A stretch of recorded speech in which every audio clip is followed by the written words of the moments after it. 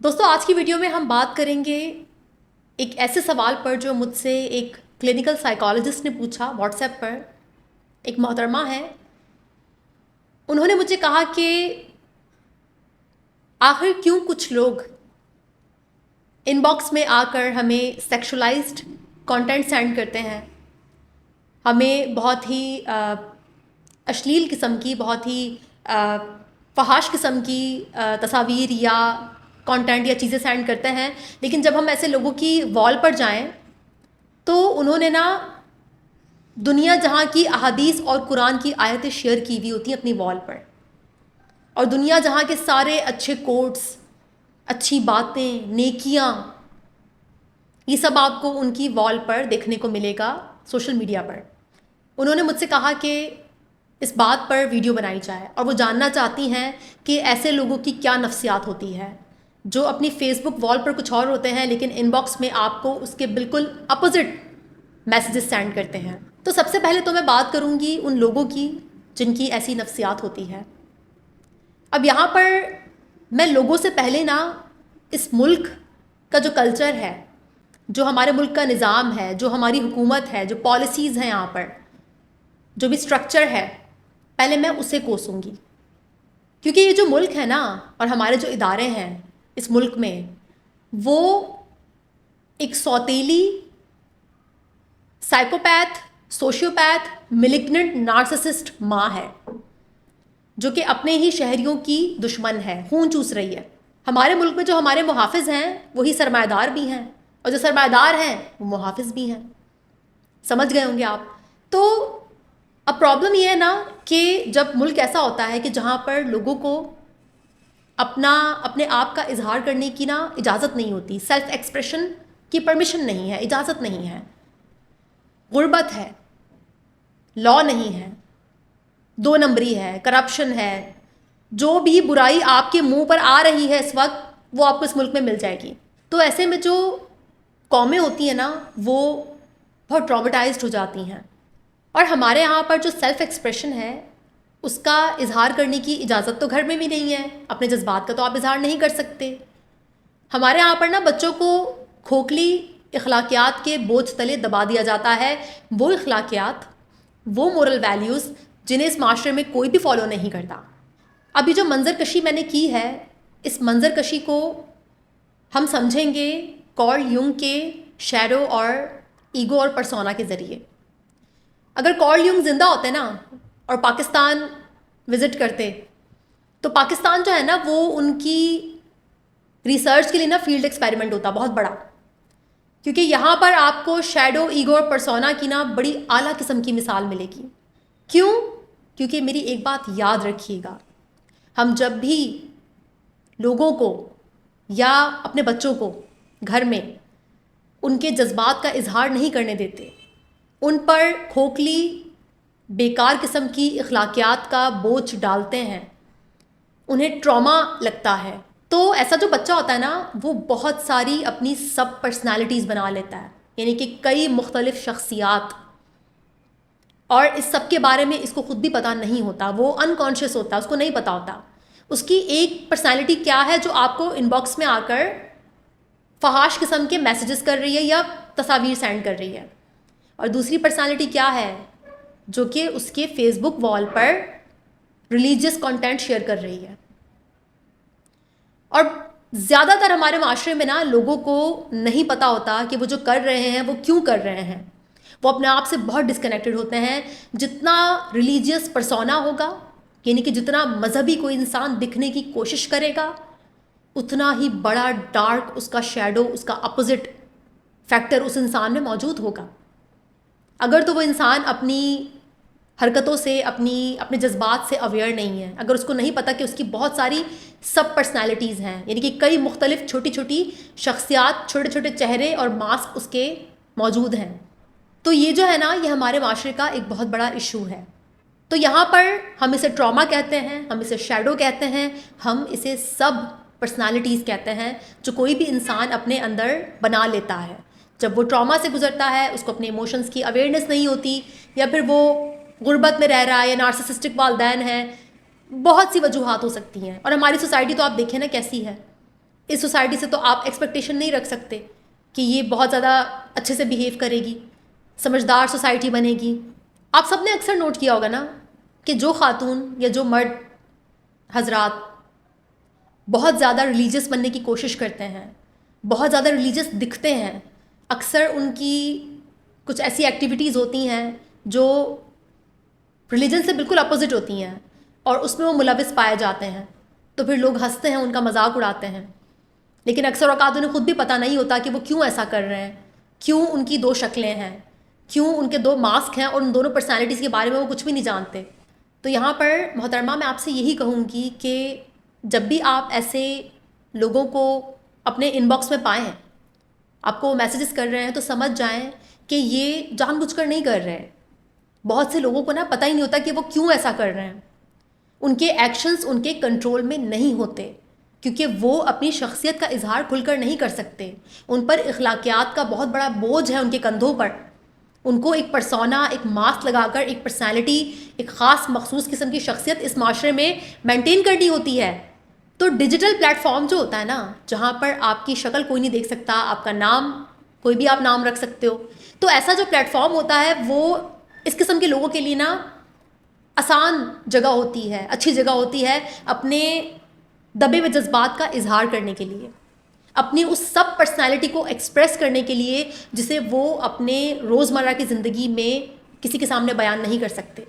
यहाँ तक कि अपने लाइफ पार्टनर, अपने पेरेंट्स के सामने भी बयान नहीं कर सकते क्योंकि जजमेंट है ना, बहुत स्ट्रिक्ट किस्म की जजमेंट होती है। लोग जज करते हैं, लोग धुतकारते हैं, आपको गालियाँ देते हैं, आपको नुकसान पहुँचाते हैं, आप आउटकास्ट हो सकते हो। कोई भी आपको यहाँ समझने के लिए नहीं बैठा। तो याद रखिएगा कि इस किस्म के जो रवैये होते हैं ना, उसके बहुत गहराई में अनअवेयरनेस होती है, आगाही नहीं होती, ट्रॉमा होता है, लाइल्मी होती है, इग्नोरेंस होती है। और यही वजह है कि ऐसे लोग आपको बहुत ज़्यादा मिलेंगे ऑनलाइन, डिजिटल प्लेटफॉर्म पर बहुत ज़्यादा पाए जाते हैं क्योंकि यही तो वो जगह है जहाँ पर वो खुलकर अपनी शख्सियत का इजहार कर सकते हैं। उनके अंदर जो वो छुपे हुए पार्ट्स हैं ना उनके, जो उन्होंने अपने आप से अलग कर रखे हैं, जो उनको लगता है कि वो उनकी शख्सियत का हिस्सा नहीं है। मतलब क्या, आप खुद सोचें ना, अगर एक इंसान अच्छा है, शरीफ है, तो क्या शरीफ होने का ये मतलब है कि उसकी सेक्सुअलिटी ख़त्म हो गई या उसके अंदर लस्ट नहीं होगी? शरीफ होने की क्या ये डेफिनेशन है? अगर कोई इंसान बहुत कॉन्फिडेंट है, हर वक्त कॉन्फिडेंस का इजहार करता है, बहुत ज़्यादा असर्टिव है, तो क्या इसका ये मतलब है कि वो कभी ज़िंदगी में डरेगा नहीं, खौफज़दा नहीं होगा? नहीं, हम खौफज़दा भी होते हैं, हम कॉन्फिडेंट भी होते हैं। तो यही वजह है कि साइको एनालिसिस में, साइकोसिंथेसिस में हम क्या करते हैं, हम इन सारी सब पर्सनैलिटीज़ को, या जो भी आपके वो पार्ट्स जिनके बारे में आपको अवेयरनेस नहीं है, या आपके छुपी हुई शख्सियतें, छुपी हुई एक्टिविटीज़, आप उन सबको कंबाइन करते हैं, आप उन सबको एक करते हैं और पूरा एक होल बनाते हैं, होल सेल्फ। तो ये पूरा एक प्रोसेस होता है जिससे आप गुजरते हैं और जो भी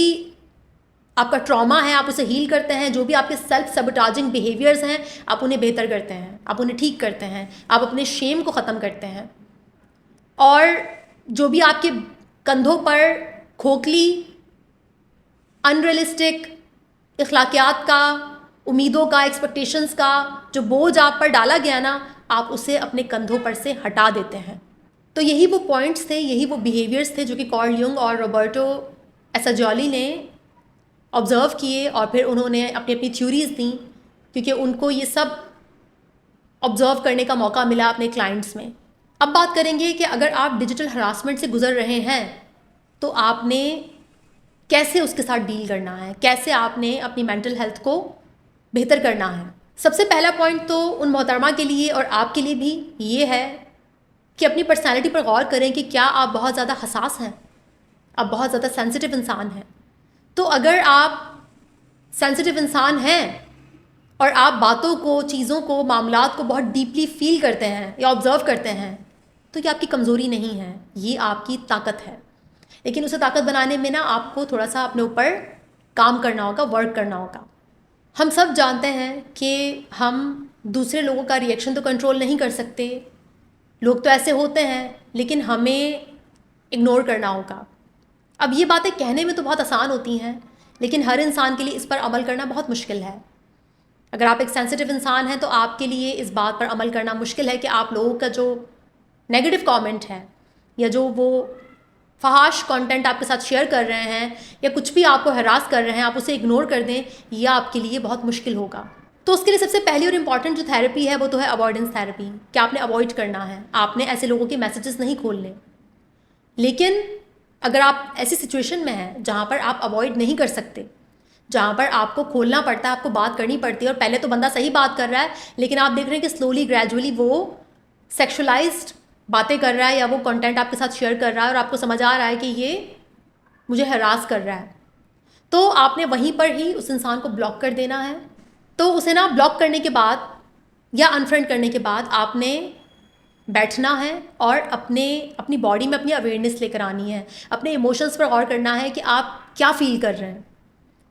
क्या आप बहुत बुरा फील कर रहे हैं, कैसा फील कर रहे हैं, अपनी फीलिंग्स को नाम देना है, अपने इमोशंस को नाम देना है, बॉडी में अवेयरनेस लेकर आनी है। हो सके तो उस टाइम आप जर्नलिंग कर सकते हैं। जर्नलिंग बहुत ज़रूरी है। जो भी आपकी थॉट्स आ रही हैं, जो आपको गुस्सा आ रहा है उस इंसान पर, किसी भी चीज़ पर, जो भी उस वक्त हुआ, आपकी जो भी बातचीत हुई उस इंसान के साथ, आप उसे लिख सकते हैं और आपको नोटिस करना है कि क्या इमोशंस आ रहे हैं। एंगर, रिजेंटमेंट, हेट, जो भी इमोशंस आ रहे हैं आपने उसे नोटिस करना और अपनी बॉडी में फील करना है। क्योंकि अक्सर होता क्या है कि जब हमारे साथ कोई ऐसा हादसा हो जाए ना, तो हम एकदम से ना उसको अपने दिमाग से हटाने की कोशिश करते हैं, हम अपने आप को डिस्ट्रैक्ट करते हैं, लेकिन फिर वही थॉट्स कुछ देर बाद या कुछ दिनों बाद दोबारा से हमारे दिमाग में आ जाती हैं। तो यही वजह है कि आपने उनको हटाना नहीं है, आपने बैठकर उन थॉट्स को प्रोसेस करना है। मैं खुद ये एक्सरसाइज प्रैक्टिस करती हूँ, क्योंकि जब भी मैं थेरेपी लेती हूँ अक्सर औकात बहुत ज़्यादा पेनफुल बातें सुनने को मिलती हैं। और अगर आप इंसान हैं और आपके सीने में एक अदद दिल धड़कता है और आप एम्पैथी रखते हैं, तो आप कभी भी किसी इंसान के दुख को सुनकर ना खुश तो हो नहीं सकते, तो आप उसका दुख फील करते हैं। आप देखते हैं कि कितनी सफरिंग है दुनिया में। तो जब भी मैं थेरेपी का सेशन लेती हूँ तो उसके बाद मैं 10, 15, 20 मिनट के लिए बिना फ़ोन के बैठती हूँ और जो भी थॉट्स हैं या जो भी वो पेनफुल मोमेंट्स मेरे क्लाइंट ने मेरे साथ शेयर किए, मैं उन्हें प्रोसेस करती हूँ। मैं देखती हूँ कि मेरी बॉडी में क्या इमोशंस आ रहे हैं और जर्नलिंग भी करती हूँ। तो उससे होता ये ना कि जब मैं 10, 15 मिनट, 20 मिनट उसको देती हूँ तो उसके बाद वो थॉट्स मुझे दोबारा आकर परेशान नहीं करती। तो यहाँ पर चाहे वो मोहतरमा हो या आप हो, आप लोग के साथ जब भी कोई बुरा एक्सपीरियंस हो तो बेशक उस वक्त ना सही, लेकिन उसके बाद बैठकर उस पर रिफ्लेक्ट करना बहुत ज़रूरी है। नंबर 2 पॉइंट, आपको किसी से बात करनी चाहिए, अपने इमोशंस को शेयर करना चाहिए, आपको सपोर्ट सीख करना चाहिए, आपको अपने जज्बात का इजहार करना चाहिए, चाहे वो आपका थेरेपिस्ट हो, चाहे वो आपके दोस्त हों, आपके फैमिली मेम्बर्स हों। आपको उनसे अपने जज्बात के बारे में बात करनी चाहिए कि आप किस तकलीफ़ से गुजर रहे हैं या आपके साथ क्या हो रहा है। यहाँ पर सपोर्ट सिस्टम भी बहुत ज़रूरी होता है। कोई होना चाहिए जो आपसे बात करे, आपको सपोर्ट करे, आपको चेयर अप करे या फिर आपके साथ आपके इमोशंस को प्रोसेस करे। नंबर 3, मैं आपसे यही कहूँगी कि अगर आप बहुत ज़्यादा सेक्शुअलाइज कंटेंट की तरफ, नेगेटिव कमेंट की तरफ, नेगेटिव कंटेंट की तरफ बहुत सेंसिटिव हैं आप, तो आपको चाहिए कि आप थोड़ा सा अपने ऊपर गौर कीजिए कि क्यों इतने सेंसिटिव हैं, क्यों आपको वो जो नेगेटिव एक्सपीरियंस है उसको प्रोसेस करने में या उसे भूलने में दिक्कत हो रही है। तो इसके लिए मैं आपको सजेशन दूंगी कि मोहतरमा आप या जो भी ये सुन रहा है वीडियो, थोड़ा सा विज़िट करें अपने बचपन में, अपने वालिदैन की पर्सनैलिटी पर, कि अगर वो बहुत ज़्यादा क्रिटिसिज्म करते थे या बहुत ज़्यादा कंपेयर करते थे आपको, या फिर नेगेटिविटी बहुत थी, नेगेटिव बातों पर बहुत फोकस होता था और आप तनकीद को लेकर, मनफी कमेंट्स को लेकर बहुत सेंसिटिव हैं, तो फिर आपको थोड़ा ना डीपली गहराई में जाकर इंट्रोस्पेक्शन करना होगा। और चूँकि आप तो माशाल्लाह से क्लिनिकल साइकोलॉजिस्ट हैं, आपको जाकर अपने बचपन को बिल्कुल अनबायस्ड होकर रिविज़िट करना होगा, ताकि जो मसला है, जो मामला है, उसकी जड़ तक पहुंचा जाए। यहाँ पर जो तीसरा पॉइंट है वो मैं CBT का कहूँगी, कॉग्निटिव बिहेवियरल थेरेपी, क्योंकि जो मैंने वीडियो के स्टार्ट में मंजरकशी की और बताया कि ऐसे लोगों की क्या नफ्सियात है, तो आपको जब भी बहुत ज़्यादा नेगेटिव थॉट्स आए या आपको बहुत बुरा लगे, तो आपने अपनी CBT करनी है, आपने अपनी थॉट्स को फ्लिप करना है और रीफ्रेम करना है कि देखो उन लोगों का मेरे साथ कोई ज़ाती बेर नहीं है, उनका ये जो रवैया है इससे मेरा कोई ताल्लुक़ नहीं है, उनका ये रवैया इसलिए है क्योंकि उनके शैडोज़ हैं, उनको ट्रॉमा लगा है, उनकी वॉल इतनी रिलीजियस है लेकिन वो बातें ऐसी करते हैं आकर इनबॉक्स में, तो ये उनका ट्रॉमा है, ये उनकी सब पर्सनैलिटीज़ हैं जिसके बारे में उन्हें खुद भी नहीं पता शायद। तो इसका आपसे, आपके कैरेक्टर से, आपकी वर्थ से कोई ताल्लुक़ नहीं है। और बहुत मुमकिन है कि वो लोग ये सब जानबूझकर नहीं कर रहे क्योंकि उन्हें खुद भी नहीं पता। तो आपने इस पूरे सीन को इंटेलेक्चुअलाइज भी करना है, CBT भी करनी है, क्योंकि जब तक आप अपने आप को रीज़न, वजह नहीं दोगे तो आप इमोशनली बहुत ज़्यादा हर्ट होगे। इसलिए आपको इमोशंस को तो फील करना है, आप दर्द तो है, हर्ट हो रहा है, आप पेन फील कर रहे हो, लेकिन आपको फिर उसको रीज़न भी लाकर देना है ताकि आपका ब्रेन समझे इस बात को कि वो बंदा जो भी कर रहा है वो उसका मसला है, उसका आपसे कोई ताल्लुक़ नहीं है, और आप उसे ब्लॉक करके अपने इमोशंस को प्रोसेस करके मूव ऑन होना सीखें। तो यहाँ पर मैंने आपको क्या बताया कि सबसे पहले तो पर्सनालिटी, सेंसिटिव हैं आप बहुत, बचपन को रिविजिट करें, इमोशंस को फील करें, बैठें, उसके बारे में लिखें, जर्नलिंग करें, और चौथा पॉइंट मैंने आपसे कहा कि इंटेलेक्चुअल अंडरस्टैंडिंग, लोगों के रवैयों की नफ्सियात समझें ताकि आप हर्ट ना हो ना, आप पर्सनलाइज ना करें, इंटरनलाइज ना करें इन चीज़ों को। आपको पता हो कि हाँ यार ये रीज़न है, ये लोग इसलिए ऐसा कर रहे हैं क्योंकि इनके साथ ये प्रॉब्लम है। असूलन तो हुकूमत को सख्त से सख्त कवानीन बनाने चाहिए डिजिटल हरासमेंट के ख़िलाफ़, लेकिन चाहिए ना, अब हुकूमत को कौन समझाए कैसा होना चाहिए, उनसे तो आपको एक्सपेक्टेशंस नहीं रख सकते, लेकिन आपने जो अपनी जो आपकी मेंटल हेल्थ है उसको महफूज रखने के लिए, बेहतर रखने के लिए इक़दाम आपको खुद लेने पड़ेंगे, अपनी मदद आप करनी पड़ेगी आपको। और कोशिश करें कि हुकूमत का तो कुछ नहीं बिगाड़ सकते, ना ही सोसाइटी का, तो अपने घर में अपने बच्चों को ना एक्सप्रेस करने दिया करें उनके इमोशंस, उनकी सोच, उनकी पर्सनालिटी हर टाइम पर ना झूठी अखलाकियात जिन्हें आपने ख़ुद तो कभी फॉलो नहीं किया, बच्चे पर मत थोपें, उस पर थोपने की ज़रूरत नहीं है उन्हें, ठीक है। रियलिटी पर बात करें, रियल बातें करें बच्चे के साथ। जब आप बच्चे से रियल बातें करते हो ना तो अखलाकियात उसमें खुद ब खुद आ जाती हैं, सही गलत में वो खुद ब खुद फ़ैसला करने लग जाता है। अच्छा और बुरा जो है ना वो उसका कॉन्टेक्स्ट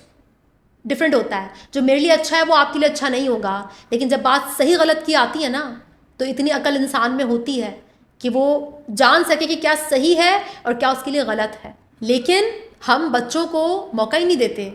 कि वो अपने लिए खुद फ़ैसला कर सकें, हम तो अच्छे और बुरे का जो बोझ है वो उनके कंधों पर डाल देते हैं। तो ऐसे जो बच्चे होते हैं ना फिर वो गुमनाम इंसान बनकर दूसरे लोगों को तकलीफ़ पहुंचाते हैं, उन्हें हरास करते हैं,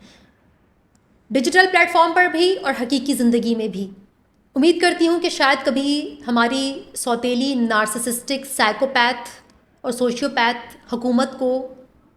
ख्याल आ जाए कभी आवाम का भी, जो कि नामुमकिन है, लेकिन मैं इस बात की उम्मीद ज़्यादा करती हूँ कि आप अपनी मदद आप करेंगे और जो भी इक़दामात आप अपनी मेंटल हेल्थ को बचाने के लिए ले सकते हैं वो ज़रूर लेंगे। इसके अलावा मेरी जो वीडियो है अवॉइडेंस थेरेपी और एक्सपोजर थेरेपी पर, उसे ज़रूर देखिएगा। इंशाल्लाह नेक्स्ट वीडियो मुलाकात होगी, तब तक के लिए अपना और अपनी मेंटल हेल्थ का बहुत ख्याल रखिएगा। Thank you so much.